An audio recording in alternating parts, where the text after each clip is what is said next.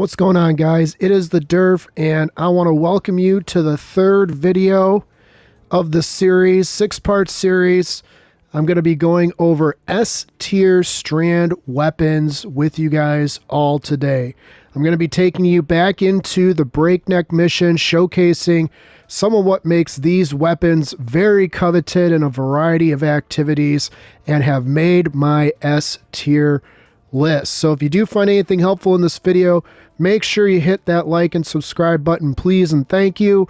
I am hoping that I can reach some Guardians out there that may be curious as to find out if there's any really good strand weapons that most Guardians regularly have in their rotations for their weapon preferences. I've got some good ones for you guys. As always, there's going to be some room for interpretation and debate. I welcome all feedback. You can get at me in my Discord. I'll have the link in the description. I won't make dim links for any of this because I'm going to focus specifically on the weapons themselves, but feel free to interact with me. Let me know your favorites or your least favorite strand weapons. And it is one of those elements that Bungie has somewhat got them right and somewhat done them an injustice. So we're going to go through all the ones that I think you guys should be out there hunting down if you don't already have. And if you do have these, but you haven't really tried them out, hopefully something in this video can resonate with you, and maybe you'll bust those out of your inventory and try them out with some of your favorite builds. So without further ado, let's get on into it.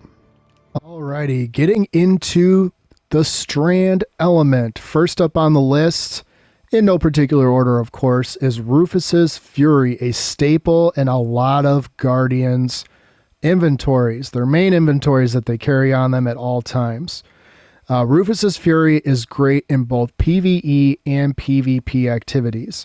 I don't use this in PvP. I mainly only use this in PvE activities when running Strand, although this artifact didn't have any champion stunning capabilities, so I did take a break from it.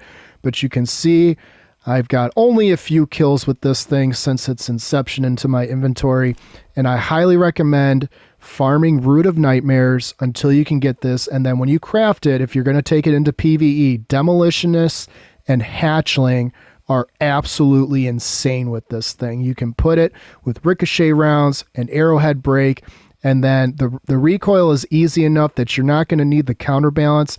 I highly recommend, since the magazine is a 54 round holding magazine, to put ballistics on, which gives you a little bit of increased range and a little bit of extra stability, which everybody can use. But this thing is so much fun to use. Like I said, you get it from the Root of Nightmares raid.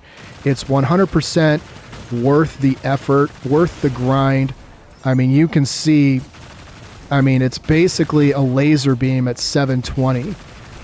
The reason I like this thing more than, say, like the Quicksilver is it's a little bit faster reloading, and I like that it can roll with Demolitionists and Hatchling. So if you've been looking for, I don't know why you'd be still looking for a great strand auto rifle if you've been around for a minute, but if you've never tried Rufus's Fury, or maybe you're watching this video and you're just starting out your journey as a Guardian and you're wondering, okay, I just got strand, I'm wondering what should I try to get. Rufus's Fury is 100% your effort, is worth your efforts. It fires like a laser beam, and you can put things on here like tap the trigger and virtually turning it into even more of a laser beam than it is right now in this particular setting. You can see I'm firing from a moderate distance. I'm not having any problems hitting my enemies. For a 750 auto rifle, it has barely no kick, and it is extremely fun to use. And if you do get Hatchling to proc, you get bonus splash damage because of that. It's just worth it. Rufus's Fury, Root of Nightmares, go out and get it. If you haven't dusted it off in a while and incorporated it into one of your strand builds, get on it. Those that have used this a lot know how fun it is. Those that have never used it, You don't know what you're missing out until you finally got one and you get a chance to use it on all of the enemies of the Traveler. Next up on the list is going to be the Scatter Signal. Back when fusion rifles were part of the meta, meaning they were part of the artifact, you'd be hard-pressed to find a Guardian that did not have the Scatter Signal equipped as their main backup DPS weapon. Once you have it crafted, it can come with overflow and it can come with controlled burst. Landing every shot in a burst grants this weapon increased damage and reduced charge time for an improved duration. This thing does hit like a truck. Considering that it is a rapid fire frame, you wouldn't think that it can put out, as significant a damage as it possibly can. But I've seen people use this weapon as a backup DPS weapon for raid bosses such as like Root of Nightmares. I've seen them use it as a backup DPS weapon for like the Prophecy Dungeon, the final encounter. And I haven't seen it obviously in GMs for a while because it doesn't have champion stunning capabilities this season. But if fusion rifles come back at all, this is going to be the Strand equivalent to Riptide, which was the stasis one I just went over. You're going to see this popping up everywhere. You can craft this however you want, but these are the two perks that you want the most. It's extremely easy to control. With a counterbalance stock, you can bump the recoil up to 100. If you're comfortable with it at an 89, you can't get the magazine any higher than 8, so just keep that in mind. You could consider going for like a ballistics or a tactical. I just run the counterbalance because I'm already going to be close enough to hit the enemies that I'm trying to hit. But this thing is extremely easy to use. And, oh, by the way, because it's Strand, Rapid Strand Final Blows always have a chance to spawn a Tangle. So, for that beefier, yellow bar, that beefier champ, maybe not necessarily champ this season, but again, this fusion rifle, if you're looking for an S Tier Strand fusion rifle, just look at it. I've got 16 rounds in the magazine. You're not going to find a fusion rifle that's that user friendly that easily. That's what makes this thing S Tier. If you haven't gotten a Scatter Signal, I highly encourage you, go out and grab one and try to incorporate it into some of your builds. It's extremely fun to use in places like Altars of Sorrow. Certainly you can take it into any regular strike and do just fine with it. It's a great backup DPS weapon. You see, even from a moderate distance, I'm hitting about 5,000 per round, and if you are dumping all of your rounds into a, singular target, it gives you bonus damage with every shot that you take. So Scatter Signal, try to fit it into a Strand build. If you haven't gotten it or haven't been able to craft it, maybe something to think about here in the future. Next up on my list is Fang of Ir Yut, which you can get from the Crota raid. It is a 260 round per minute scout rifle. The reason that this one ends up in my S tier is its ability to be crafted with rapid hit and precision instrument. In Crucible, that is extremely powerful to have those two perks combined. It is very easy to control. You can pair it with ricochet rounds and arrowhead break. It is virtually a Strand monster. And I see it a lot in Crucible. It also was extremely helpful this past season because scout rifles had the anti-barrier champion piercing capability. So I used to put this on even when it wasn't the surge of the week, and when I used to run 50 wave onslaughts, and I used to see even at the tail end of those when the champs spawn and I pulled this thing out, the combination between rapid hit and precision instrument still served me very well. And for a rapid fire frame rate, you're not going to find a better, easier to manage. Look at it. It's basically a it's basically a laser beam. So if you get the first couple shots off on opponent in Crucible, or you come up against the barrier champ here in the next, week and a half until the season ends, you're not going to have any problems getting enough damage out to, destroy that barrier or beat that guardian that is trying to take you down. So you can get this from the Crota raid. There's not a lot of what I would consider to be meta scout rifles, at least right now. There are definitely some. Don't take that the wrong way. But as far as Strand goes, if you've been looking for a good Strand scout rifle, you think there aren't any out there, this is an S Tier Strand scout rifle that you can absolutely take. It's equivalent to the Strand version of like a Randy's throwing knife in Crucible. So those fans of Crucible that have been gunned down by a Randy's throwing knife know how frustrating it is. This gives it a run for its money, no doubt. Fang of Ir Yut, you can get it from Crota's raid. If you haven't gotten around to getting any of those weapons from that raid, I highly encourage you, watch a couple how-to videos, then hit up Fireteam Finder or social media or ask your buddies, dedicate an evening to learning that raid and getting this weapon. Alrighty, next up on the list for Strand weapons, I've got the Different Times Pulse Rifle. It's a 540 round per minute pulse rifle with a 33 round magazine.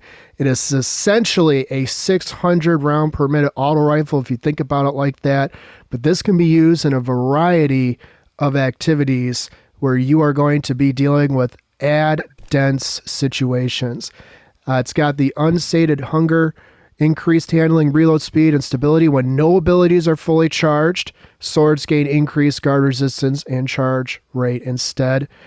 I recommend, once you get this thing unlocked and crafted, Hatchling and Subsistence, you essentially, if you play it right, you won't run out of ammo very quickly at all. You throw on a counterbalance with the arrowhead break, and you've got yourself a 97 recoil direction with a stability topping out at 59.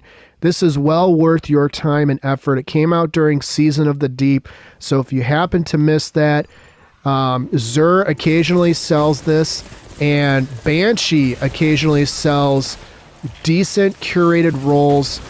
Because it is a rapid fire frame rate, when the magazine is fully used up, it reloads faster than if you reload the weapon normally. But as you can see, I mean, I'm getting these kills and the weapon is just reloading itself. It is not that great for distance fighting, but it is pretty great for general use content. And if it does happen to fall into the meta as far as artifact perks that might be on the current season you're on, depending on wherever you find this video at in your journey, if it's one of the anti-champion style weapons, it is an excellent legendary version you can put on any Strand subclass, and because of the hatchling and the subsistence, you will be spawning threadlings regularly. So get yourself Different Times Pulse Rifle. It is well worth the effort to get it out there and get it crafted. Next up on the Strand list, a weapon that probably needs no introduction to those that have run the Final Shape campaign, the Call Sidearm. Now, the rumor has it that all of these types of sidearms, the rocket-assisted frame sidearms, are going to get some heavy nerf. But as of right this second, this is still an S tier weapon. It is a decent, not great, decent backup DPS weapon. Back when sidearms were able to stun champions, every guardian in the world had this weapon equipped at all times. It can be shaped with beacon rounds and Vorpal, which is what I've had on here forever. I've got a modest almost 3,800 enemies killed with this, and that's mostly champs and higher, beefier bar enemies. It also has the Dealer's Choice Origin trait, which means any final blow from this weapon grants a small amount of super energy and pairs with other weapons that have that Dealer's Choice perk as well. You can put a backup mag on here to increase the magazine size to 14.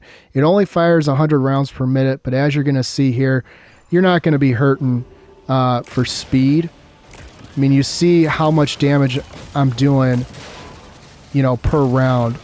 20,000, 4,000. You know, this thing does do a little bit of area effect damage as well. So theoretically, I wouldn't recommend this for, you know, ad clear, but if you did use this thing occasionally for ad clear, maybe you're just trying to switch out of your main ad clear weapon.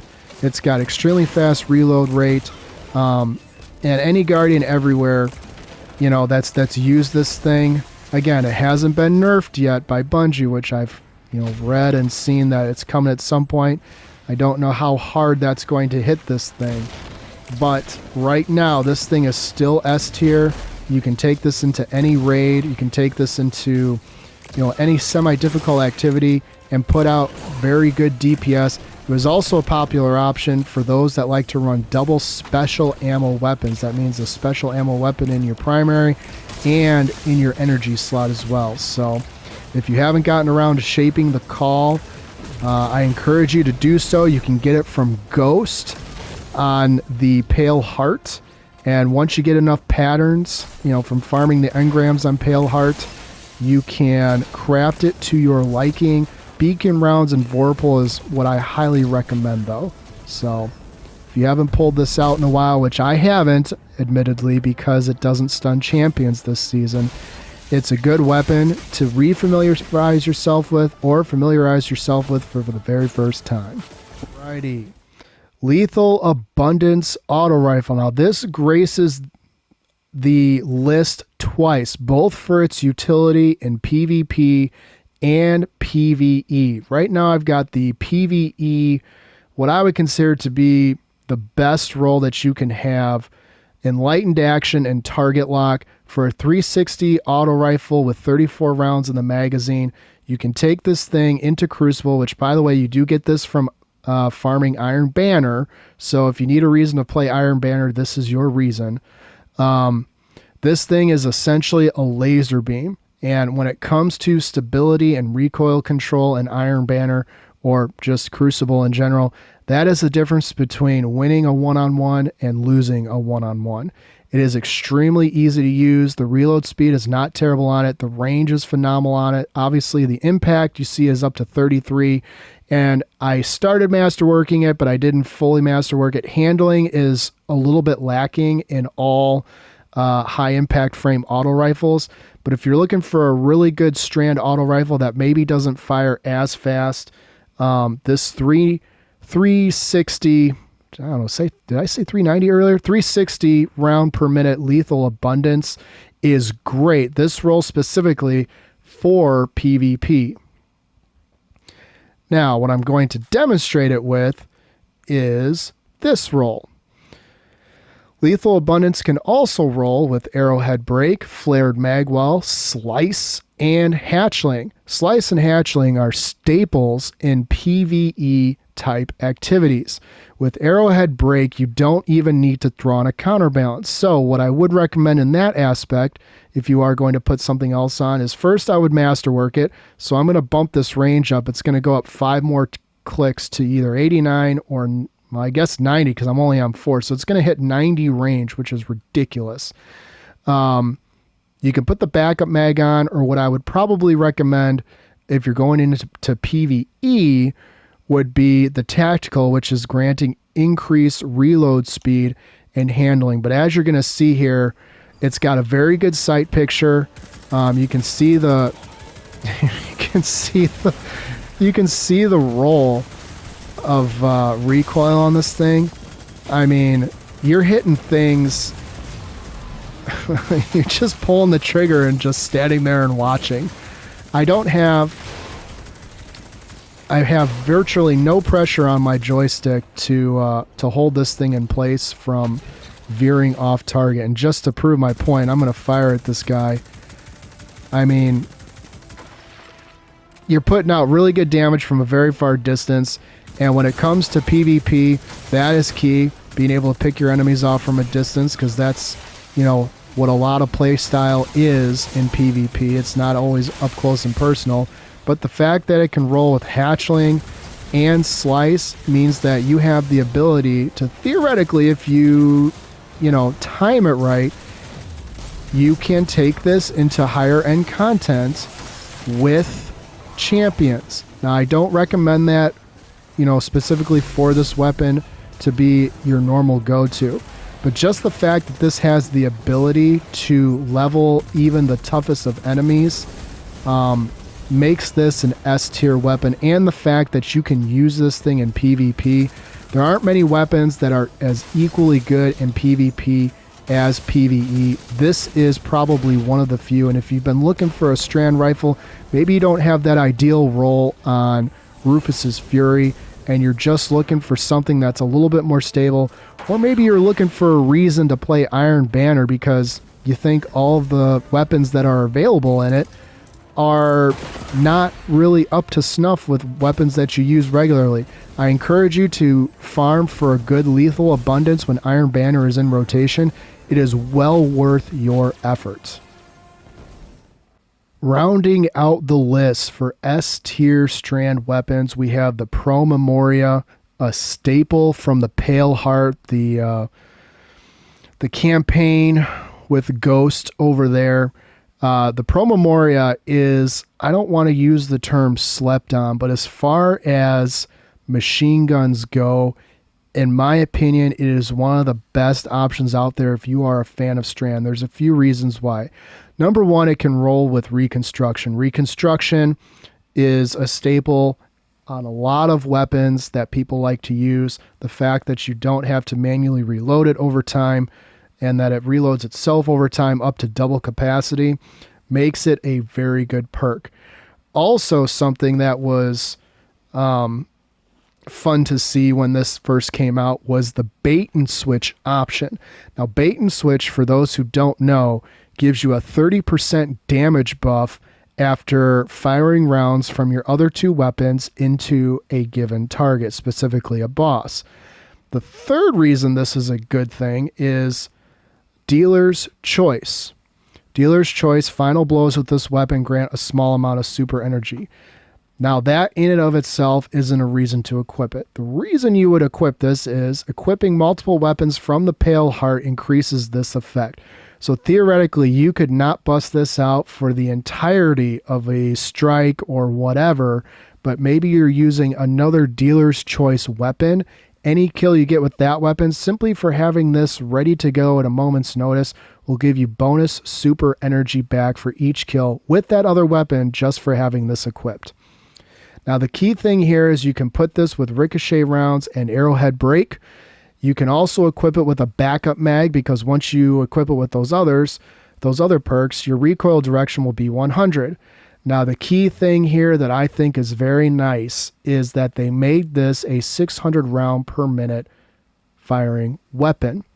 So with your bait and switch up for the 10 or whatever seconds that it pops up for when you cycle through, you have, with Reconstruction and a backup mag, 164 rounds to do virtually whatever you need to do in terms of damaging an opponent. So let's just say that each one of these rounds hits for a modest 4,000. Okay, so just doing some simple math, 4,000 times 80 is 320,000 worth of damage. And oh, by the way, I forgot to mention, with Reconstruction fully refunding the ammo to double capacity, you've now effectively just equipped a 640,000 DPS, possible weapon. And one other thing to mention is that the bait and switch will add on top of that. So again, you won't get the bait and switch effect for the entirety of a 164 round magazine, but just the fact that you can fire nonstop for 164 rounds in most DPS phases that are quick, you're going to be able to unload an entire magazine into a boss and have complete control of the weapon, because it's not a rapid fire frame rate and it's got a good DPS perk that can help you end bosses very quickly. So I won't be able to show you just how potent this thing is on a boss, but for 600 round, a 600 RPM weapon, you can see I'm firing from a moderate distance and not having any trouble hitting targets. This weapon is also particularly good in Crucible, but I wouldn't, put the perks that I have on it if you're going to be going for that heavy ammo in Crucible. I would put some other perks that add a little bit more stability, and certainly Masterwork it to range, because you're not going to need the backup mag or things of that nature. But if you haven't turned in enough engrams to Ghost on the Pale Heart to get yourself a Pro Memoria that you can craft, I highly recommend Fans of Strand. You can take advantage of the Harmonic Loader perk if you do need to reload. And again, I'm just going to use the, what did that take? 3-4 seconds? It wasn't long. So even the reload time on this weapon is better than some other machine guns out there. So Pro Memoria, if you haven't gotten it crafted or you haven't finished farming for engrams to turn into Ghost so that you can craft it, is 100% worth your time and effort. So there you have it, my S tier weapons list for Strand Elemental weapons. Hopefully you guys found some use with this video and maybe gave you some insight on weapons you've either just never tried or used to like but haven't tried them out since the drop of Prismatic, or maybe you're just getting started out and you're wondering, hey, I just unlocked Strand. I don't know which weapons are great with this, but there's a lot of random weapons out there. Which one should I spend my time trying to figure out, how to get and all those good things? Hopefully this reaches those Guardians that are a little bit confused about good Strand weapons out there. There are certainly ones that I did not put on this list that I fully anticipate people are going to be like, wow, geez, that should have been on the list. Or maybe there's a couple, or maybe all of them that are on this list, and someone out there is like, man, I can't believe you put all these weapons on this list. None of those are S tier. But that's the beauty of the game. These weapons that I have listed as S tier fit my playstyle, fit a lot of my builds, and the reason I picked them, again, just like in previous videos, they are regularly featured in builds when I go through and I experiment of what pairs well with what. Those weapons frequent my builds more so than other weapons that I did choose to leave out. So again, if you guys found anything helpful in this video, please consider liking and subscribing.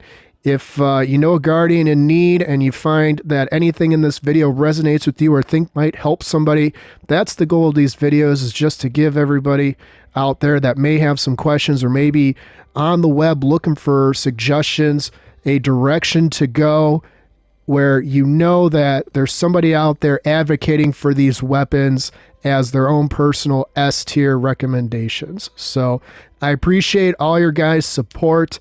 The next element that I'm going to end up going through is going to be a pretty diverse one, and that's going to be solar. So make sure you guys are sticking around for that.